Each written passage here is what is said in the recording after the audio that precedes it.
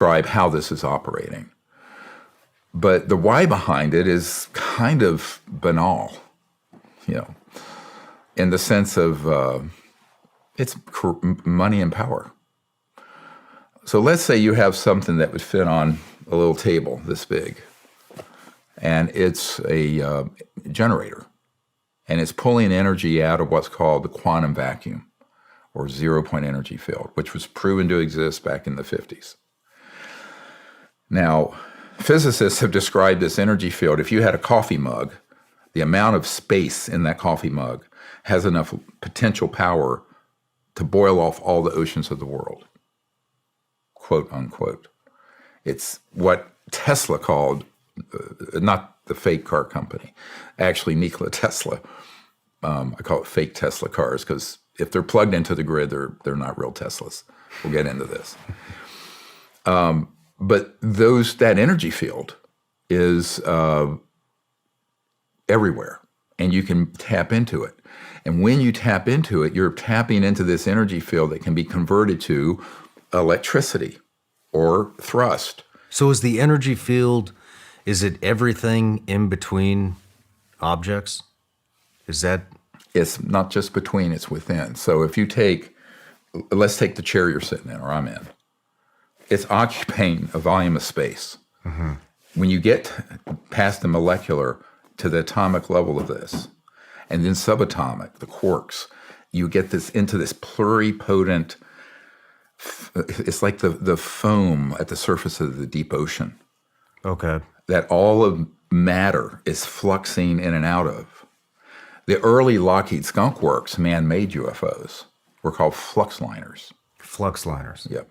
Because they were pulling energy from this quantum vacuum flux field. Very advanced physics. I mean, we understand it very well. I want to put your audience to sleep going into the arcana of the physics of it. But the point I'm making is that was mastered decades ago. This technology has been around for decades. Well, about 100 years that there has been empirical evidence of this energy field. Nikola Tesla called it the infinite energy field. There were others who discovered it all the way back to the late 1800s. Now, they didn't have the physics down of what was happening, but in terms of just observing the phenomenon empirically, here you set up a high voltage system, suddenly more energy is coming out than you're putting in. Those are called over unity systems or free energy, because once you get it tapped, it's just flowing, right? And so that means that every home, business, car, manufacturing, village in Africa would be able to have a device that would not be very expensive, frankly, to mass manufacture, that would generate all the energy they need for all the needs that we have for a modern civilization. And this would be wonderful. There's no pollution. There's no radiation. And once you have the system, there's no cost. There's no refueling. The bad news is that if you're an oligarch, a global oligarch, controlling the macroeconomic system, big oil, big global systems, and let me translate for those of you who've been in the Middle East, our vital national security interests translates to one word, OIL, oil, energy. So the problem is, if that technology were to be disclosed, it's a quadrillion dollars. It's $1,000 trillion or more in proven assets, oil, gas, coal, public utilities that are obsolete. It's like it's like a royal typewriter or a horse and buggy. That's what they're protecting. So the entire energy field, everything that has anything to do with energy, becomes completely obsolete at this point. Yeah, and all transportation systems, internal combustion engines, jet engines, rockets, surface roads. So now, surface roads, I say that only because when you take that same physics and do a torsion, a counter-rotating field, you can get what's called an electrogravitic effect, or anti-gravity, pop culture term. It's a terrible term. It's not anti-gravity. But you can create this electromagnetic field where an object becomes essentially weightless. and can move. This is why if you look at the radar tracings of these things, these objects can be moving at 200,000 miles an hour, make a right-hand turn. And there are occupants on these. Now, I mean, any pilot knows if you had the G-forces of that, your brains would come out of your nose. Mm-hmm. There's no way it'd be fatal. But because it's correcting for 1G, and there's a sort of a bubble, an envelope in space-time that this object is moving in, there's no limit to what it can do. So they don't feel the G. They don't feel it and go straight up, at like one of the radar things we have from Belgium, I got from the Belgian Air Force, was an object that was at, slightly above AGL, a few feet above ground level. And it went from there to boom, like 100,000 feet in one radar swoop, boom. And we have a lot of cases like that we've collected. And, the question at this point is, how is that happening? Well, we know how that's happening. And so here's the issue with disclosing all this.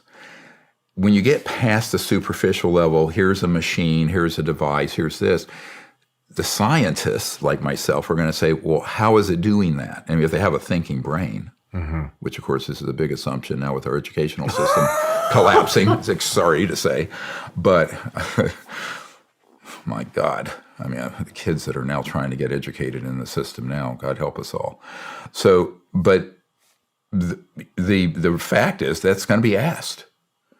Now, what's interesting is that the Pentagon has officially said those objects that have been released of the Tic Tac and other UFOs that have been documented with sensors on ships, on board aircraft, and in space. Well, they're not disclosing those sensors, but I know what they are. Those are physical objects moving without any known means of propulsion. Go look at what's been said by the Pentagon. Now, what the person who said that, the Pentagon, says we don't know how they're moving because that spokesman hasn't been read in to these deep black projects that are in this parallel universe of this secret government. It's been my job to collect the actionable intelligence, the documents, and the people who know this and put it together and put it into briefings for people. So I've provided this to every Minister of Defense and Secretary of Defense for the 4 of the 5 Eyes, which are, of course, U.S., Canada, Australia, UK. I have not done it for New Zealand. But in every single case, when I've met with these guys, either they're former or current MOD heads or what have you, they've said, we were never read into this. So this data point, let me extend the data point globally. So some years ago, there was this really amazing guy named Lord Hill Norton. He was a 5-star admiral. They used to call him a Sea Lord. Don't you love? I love the British. They're fantastic. A Sea Lord. And he had been head of the MOD, which means in the UK, you're head of MI5, MI6, it's like our CIA and stuff. But he was also head of the military committee for NATO.